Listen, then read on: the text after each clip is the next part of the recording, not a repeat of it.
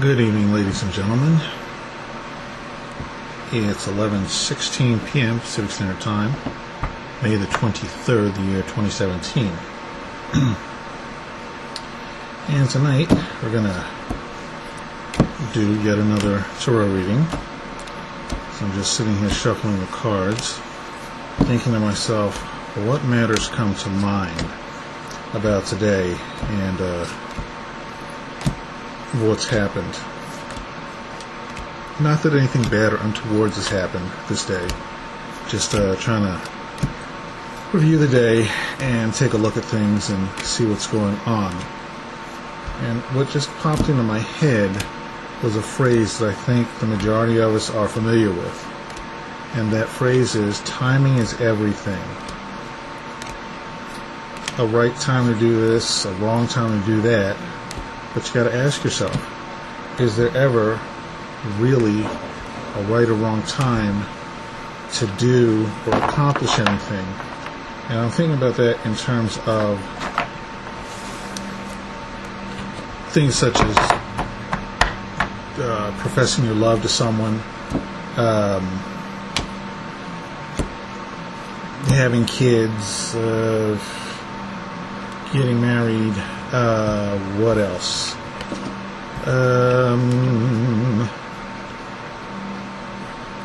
Deciding to change jobs, deciding to take that class that you've always wanted to take but were always afraid to, opting to invent something. I don't have enough education, or I'm not good enough for that, or I don't know enough, or I don't travel in the right circles, things of that nature. And, you ask yourself, if people who had perhaps come up with an idea or proposed to each other or decided to climb Mount Everest had ever decided to say, well, I'm not quite up to it, I'm not good enough, etc., do you think they would have accomplished these things? And the answer is no, because they would have come up with reason after reason, excuse after excuse to not follow through. And that's something that I don't think we should do. I mean, don't get me wrong. In life, you got to pick your battles. I get that. You have to do things such as beware that while you're chasing and fighting monsters, you don't become one yourself. Things of that nature. Cliche and glib as they sound, there's definitely something to them. But the idea, to me, is that if you have something that has become near and dear in your heart, why then would you not pursue it? I mean, things happen, I think, for a reason. And if you want to overlook and ignore that, what are you doing to yourself? And that just strikes me as something that needs to be looked at and addressed. I guess what I'm getting around to saying is, don't do something because you feel you should not, or don't not do something because you feel you should not, or don't do something because you feel you should. And I know I'm contradicting myself here. Think about it. You're hanging around one day and you see something that catches your eye at an art showing. And you have this brief instance where you say to yourself, man, I wish I could paint like that. But you never do, because you're busy thinking of all the reasons why you shouldn't. I guess what I'm trying to get to saying, eventually, is that when you have a thought to do something, why not give it a whack? Why not give it a try? And of course, I'm talking about things within the realm of the legal. I'm not, advocating you go out and do illegal stuff. Just to be clear on that. I've had some conversations in my lifetime where people have been like, is that what you're thinking, Scott? It's like, oh, no, not like that. And I have to backtrack and explain myself, and this is kind of no different. To me, the whole of the matter is, if there's something that you feel you should do, what's stopping you? And this really is kind of a variation on the theme of what I spoke about the other day. If you want to do something, go ahead and do it. If you want to learn, I don't know, computer programming, nothing's stopping you. If you want to learn to dance, nothing's stopping you. So, get out there and shake your booty in life and have a good time, because aside from those of us who believe in past lives and reincarnation and so forth, this is kind of it. So why not go out with a bang, as it were? Well, not necessarily go out, but go have a good time. What is that line from the song? I'd rather laugh with the sinners than cry with the saints. Something to be said for that. And personally, I'm simply not about this whole bit of suffering. I was raised on that ideology as a younger person. It's just like, nah, not good for me. So, the cards have been shuffled. I'm cutting the deck. And the card I pulled is inverted. And clear your space. So how does that fit in with what we're talking about? Well, let's see. I think that the primary situation is that what this card means, and I'll say for me, maybe it'll mean the same for you, maybe not, but let's see what we do here. If in your life you find yourself in a cluttered manner, be it in your mind or in your physical possessions or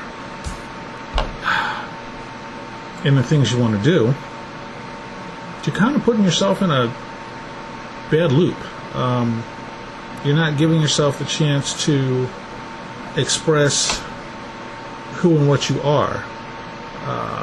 And I should note right now that it's 11:23 p.m. Pacific Standard Time. The significance of that is to say things improve. Things go upward. The numbers 1, 2, 3 flow upwards, as opposed to the numbers 3, 2 down flowing downwards. So things improve, and you take such things into account as you're examining things. And again, these are your own mental processes. These are the things that you mull over and you muse upon for you and for no one else really. So what else does clear your space cover? Oh, people in your life who are dragging you down or causing you grief. And I don't mean the cop that's giving you a ticket for doing 95 and a 70, okay? 65, just to be clear. What I do mean is, sadly, in life, as you go through it, there are some people who just draw the energy out of you. They drain you. I've heard of them called many things, not the least of which is an energy vampire. And in their presence, or after being in their presence, you just feel like, let's see, what's a few examples? You need to take a shower. You need to take a 16-hour nap. You feel like you could use a pot of coffee and by yourself, and that's the espresso pot, and that might not do you any good. Your mind is fuzzy. Your being is fuzzy. You just don't feel like your get up and go is still available. Your get up and go has gotten up and left. What is it? Get up and go, got up and went? Something like that. You understand. People like that, you don't need your airspace. You don't have to be unkind, but if someone you're around, every time you're around them, you just feel like, ugh, after the encounter. Why? Clearly bullies would fall into that category. It's like, nah. And again, you got to pick your battles, but you have to say, look, this is me, this is my space. No pun intended. Do you want that for you? Or do you want to let someone, what is the saying, trample mud through your snow garden? I believe that's something out of Zen. I'm not a aficionado. I just know of it, okay? Your space, your home, your life, your heart, your mind, those are yours. And if there's anyone or anything that is causing you grief, then, you take a look at it and say, do I need to be around this person? Does this person need to be around me? Do I need to go to this location or this space or whatever? And if the answer is no, you have it within your power to make the change. Physically, yeah, some of us can be kind of clutter-ish. Hand raised here. But little by little, you can undo all that stuff you've accumulated. If you don't need it, really, sell it. Or if there are certain things out of all the stuff you have you cherish, pick those. Hang on to those, let go of the rest. If something works for you, you keep it. If it doesn't, why are you holding on to it? Now, things are one thing, people are another. Things are things and don't have feelings. People are people and do have feelings. So, within reason, tread cautiously. Don't be unkind. What is it I heard a while ago?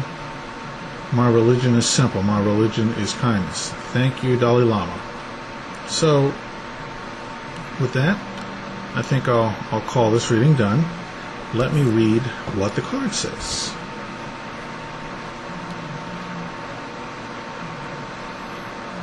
Sorry, I'm not wearing my glasses. Give me a sec.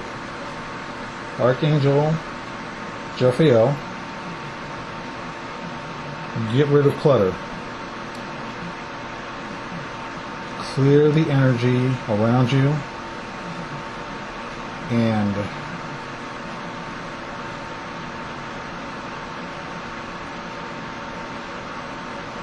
ladies and gentlemen, I have to get my glasses. Hold on a minute.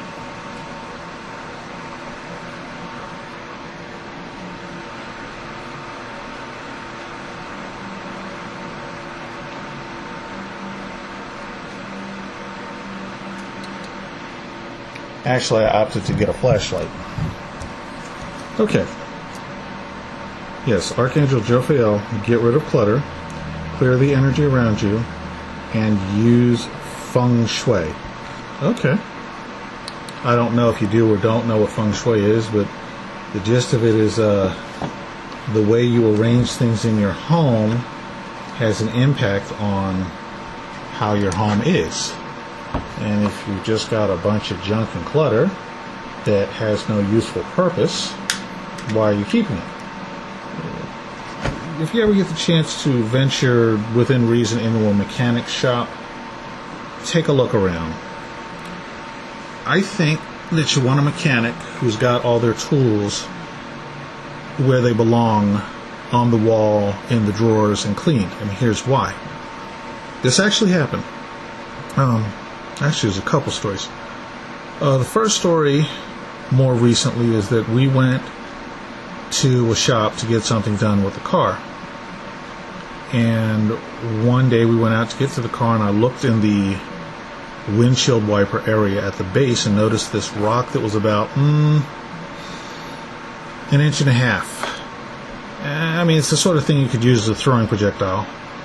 But what occurred to me was that if we had turned on the windshield wipers, it might have made a gouge on the windshield, and that would have been no good. But something told me, before you go anywhere, why don't you pop the hood and look in there? And lo and behold, we found a pair of pliers, large pliers, that had gotten left behind and wedged between the hood of the car and the car frame. And I shudder to think what would have happened if we were doing really any speed down the road, especially above 35, and that thing had gotten loose. It would have just done the Watusi all over the engine. Things dented, things impaled, belts sheared, cut, the car making sounds that, sound like nothing you want to hear coming from your hood when you're going down the road. So, that's one. And two, many years ago when I went to aviation mechanics school, it's a lifetime ago,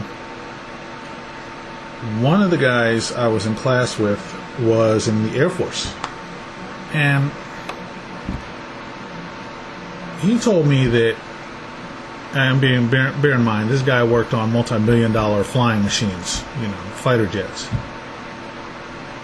He said that if at the end of your shift, everyone who had their tools could not account for all of their tools, the aircraft was grounded, and nobody left the shop until every single tool was accounted for and back in its place. Reason being, again, multi-million-dollar flying machines, fighter jets, you're at, I don't know, 35, 40,000 feet, however high they fly, in a dogfight. And suddenly your number 2 engine dies when you critically needed that engine to make a sharp left banking turn. And you've been blown out of the sky. Or, not so ugly, but pretty nasty, the engine goes kablooey and all you were doing was flying and you have to eject. And here's the pilot coming down a parachute somewhere in the middle of an open ocean, and that multi-million-dollar bird has hit the drink and you're not getting it back up, I don't think. I'm not sure what the retrieval processes are. But my point is, if you've got a lot of clutter around you, ask yourself, why do you need it? And if you don't need it, do something with it. At the very least, arrange it neatly. You know? Just saying. So, that's going to be the reading for the night. I know I've rambled a bit, but hopefully I've made some sense to you. I wish you all peace and wellness. Namaste. This has been Scott. Bye-bye.